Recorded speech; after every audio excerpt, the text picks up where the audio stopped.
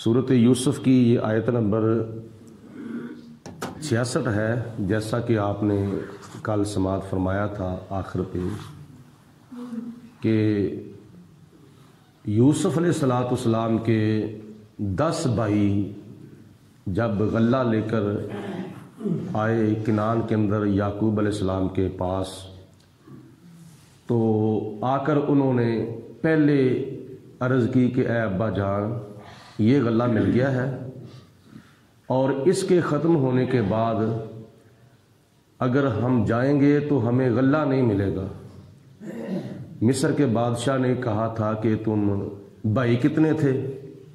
तो हमने कहा था कि हम 12 भाई थे।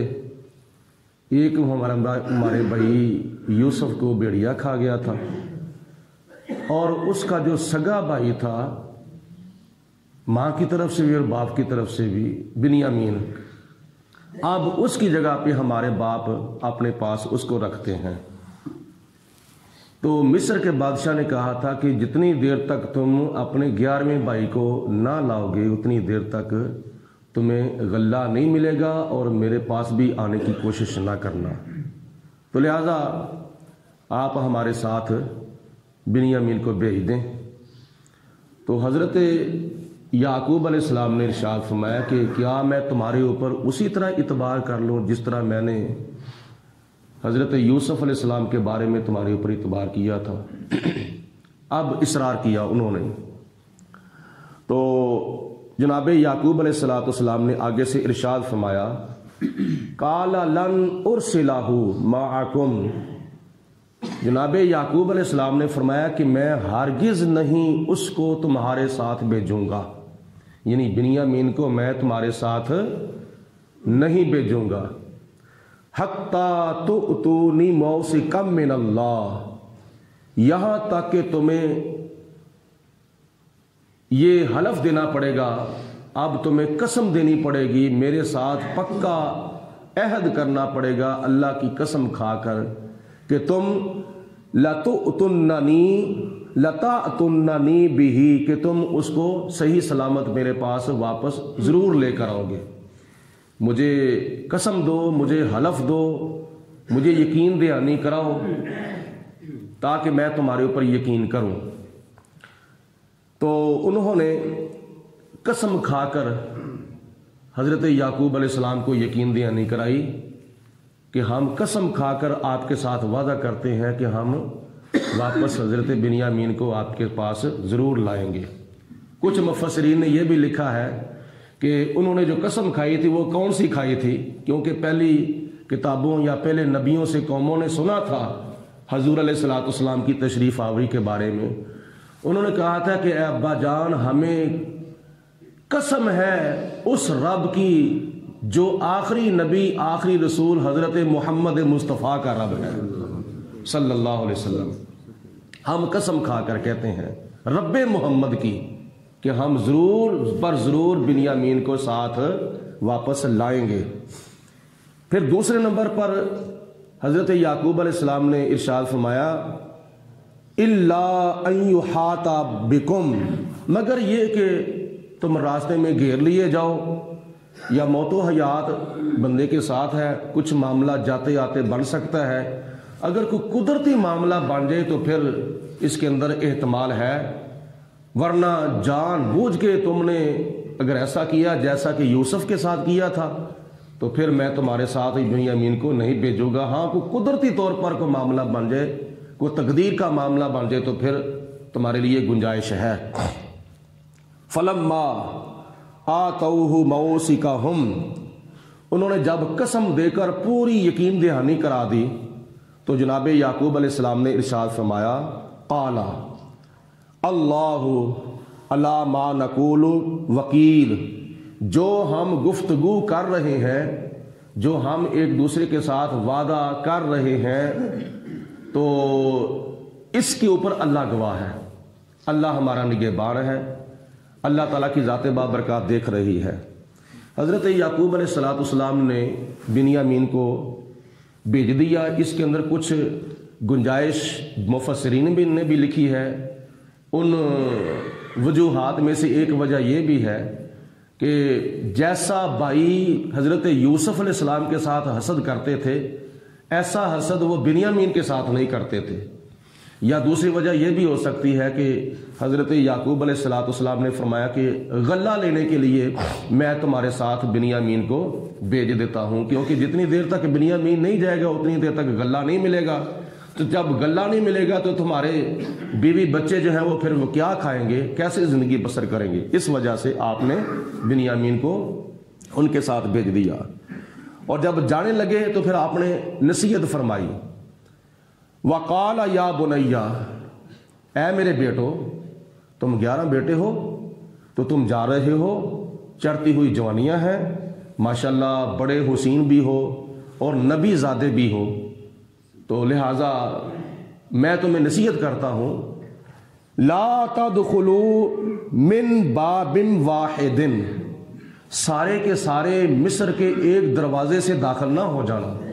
کیونکہ پہلے زمانے ہوتے تھے کہ جب شہر کے اندر داخل ہوا جاتا تھا تو دروازے سے داخل ہوا جاتا تھا. جیسے ہمارے گجرانوالہ کے اندر یہ سیالکوٹی دروازہ ہے، لاہور کے اندر باٹی دروازہ ہے.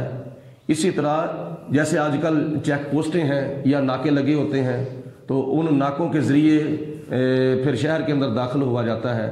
پہلے زمانوں کے اندر دروازے بنے ہوتے تھے اور اس دروازوں سے شہر کے اندر داخل ہونے کا یہ طریقہ ایجاد کیا گیا تھا. تو جناب یعقوب علیہ السلام نے فرمایا تم 11 بھائی ہو، جوان ہو، حسین ہو، جمیل ہو، بڑی خوبیاں اللہ تعالیٰ نے تمہیں عطا فرمائی ہیں، لہٰذا میں تمہیں نصیحت کرتا ہوں کہ سارے کے سارے ایک ہی دروازے سے داخل نہ ہو جانا. لا تدخلوا من باب واحد، ایک دروازے سے سارے کے سارے داخل نہ ہو جانا، کیونکہ مجھے خدشہ ہے کہیں تمہیں کسی کی نظر نہ لگ جائے. اس لیے جناب یعقوب علیہ السلام نے نصیحت کی تھی. بلکہ کیا کرنا ہے، وَادْخُلُوا مِنْ أَبْوَابٍ مُتَفَرِّقَةٍ، تم سب نے مختلف دروازوں سے داخل ہونا ہے. یعنی ایک دروازے سے 2 بھائی، دوسرے دروازے سے دوسرے 2 بھائی، تیسرے دروازے سے تیسرے 2 بھائی، چوتھے دروازے سے چوتھے 2 بھائی داخل ہوں. وہ 11 بھائی تھے، 5 دروازوں سے 2 کے اندر تقسیم ہو کر داخل ہونے لگے. تو حضرت یوسف علیہ السلام کو پتہ چل گیا تھا کہ کنعان سے ایک اور قافلہ آ رہا ہے غلہ لینے کے لیے. تو آپ سمجھ گئے تھے کہ وہ میرے بھائی ہیں، میرے باپ یعقوب علیہ السلام نے ان کو بھیجا ہے، کسی کو بتایا نہیں. یہ راز کی بات آپ نے اپنے تک ہی رکھی تھی. آپ استقبال کے لیے دروازوں کے پاس آ گئے، مصر کے دروازوں کے پاس استقبال کے لیے آ گئے. تو جب یعقوب علیہ السلام کی نصیحت کے مطابق، اس سے پہلے ایک بات میں کر جاؤں، اللہ تعالیٰ ارشاد فرماتا ہے وَمَا أُغْنِي عَنْكُمْ مِنَ اللَّهِ مِنْ شَيْءٍ، یعقوب علیہ السلام نے فرمایا کہ میں تمہیں اللہ کی تقدیر سے نہیں بچا سکتا. جو خدا کی ذات بابرکات نے ٹائم لکھ دیا ہے بندے کا، میں اس کو آگے پیچھے نہیں کرا سکتا یا تمہیں بچا نہیں سکتا. یعنی موت سے تمہیں میں نہیں بچا سکتا. ہاں کوئی تدبیر ضرور اختیار کرنی چاہیے. بری نظر کے بارے میں یعنی یعقوب علیہ السلام کا اشارہ تھا کہ تمہیں کسی کی بری نظر نہ لگ جائے. تو یہ بات بھی بالکل متحقق ہے. نبی پاک علیہ السلام نے حدیث پاک میں ارشاد فرمایا ہے کہ نظر جو ہے وہ یہ برحق ہے. اور دوسری حدیث پاک میں فرمایا کہ کیا نام ہے، بری نظر جو ہے وہ بندے کو قبر کے اندر پہنچا دیتی ہے اور اونٹ کو ہنڈیا کے اندر پہنچا دیتی ہے. یہ حدیث پاک میں آتا ہے. اور نبی پاک علیہ السلام نے پھر بری نظر سے بچنے کا طریقہ بھی ارشاد فرما دیا ہے کہ حضور علیہ السلام مختلف دعائیں پڑھا کرتے تھے. تو جب قرآن پاک کی آخری 2 صورتیں، سورت قل اعوذ برب الفلق، قل اعوذ برب الناس نازل ہو گئیں تو پھر نبی پاک علیہ السلام نے ان صورتوں کو پڑھنا شروع کر دیا اور دیگر دعاؤں کو آپ نے چھوڑ دیا. یعنی بری نظر سے بچنا ہو یا بچانا ہو تو آخری 2 صورتوں کا زیادہ سے زیادہ ورد کرنا چاہیے. اللہ تعالیٰ ارشاد فرماتا ہے ان الحکم الا للہ، فیصلہ تو اللہ کا ہی ہے، حقیقت میں حکم تو اللہ تعالیٰ کے ہی ہوتا ہے. جو خدا تعالیٰ فیصلہ کر دے ہو جاتا ہے، لیکن علیہ توکل، تو میرا توکل بھی خدا کی ذات بابرکات پر ہے۔ وعلیہ فلیتوکل المتوکلون، توکل کرنے والوں کو اللہ کی ذات بابرکات پر ہی توکل کرنا چاہیے۔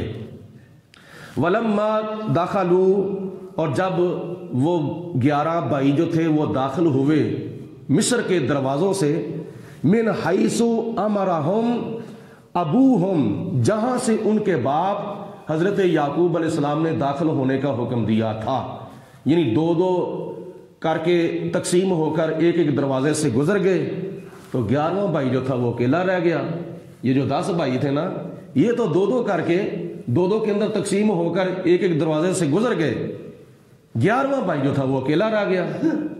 بنیامین، یعقوب علیہ السلام نے جو نصیحت کی تھی ان کے اوپر تو عمل ہو گیا، لیکن حضرت بنیامین جو تھے وہ پریشان کھڑے تھے۔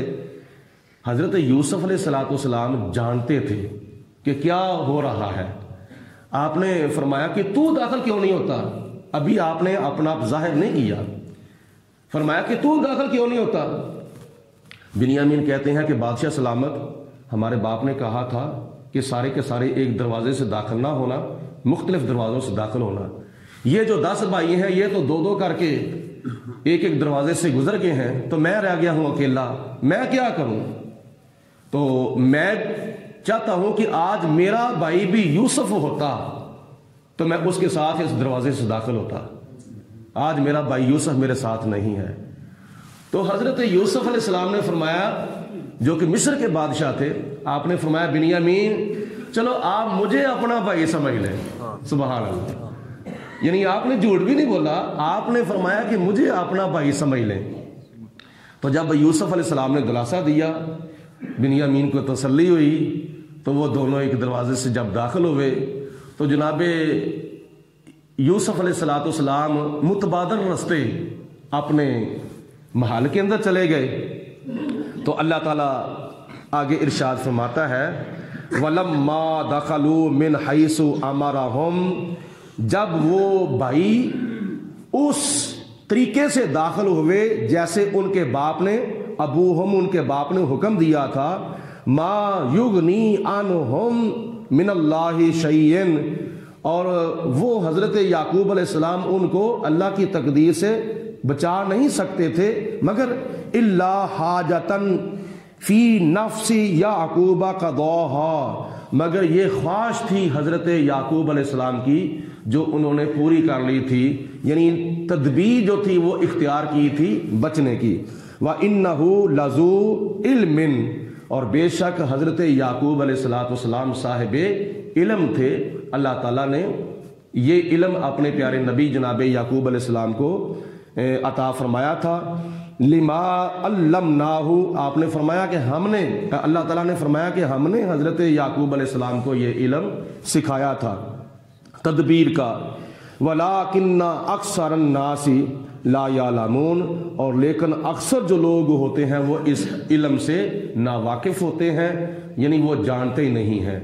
تو اس کے آگے جو وہ واقعہ ہے کہ جب وہ 11 بھائی حضرت یوسف علیہ السلام کے پاس گئے، وَلَمَّا دَخَلُوا عَلَىٰ يُوسُفَ آوَىٰ إِلَيْهِ، اور جناب یوسف علیہ السلام کے پاس جب دوسری مرتبہ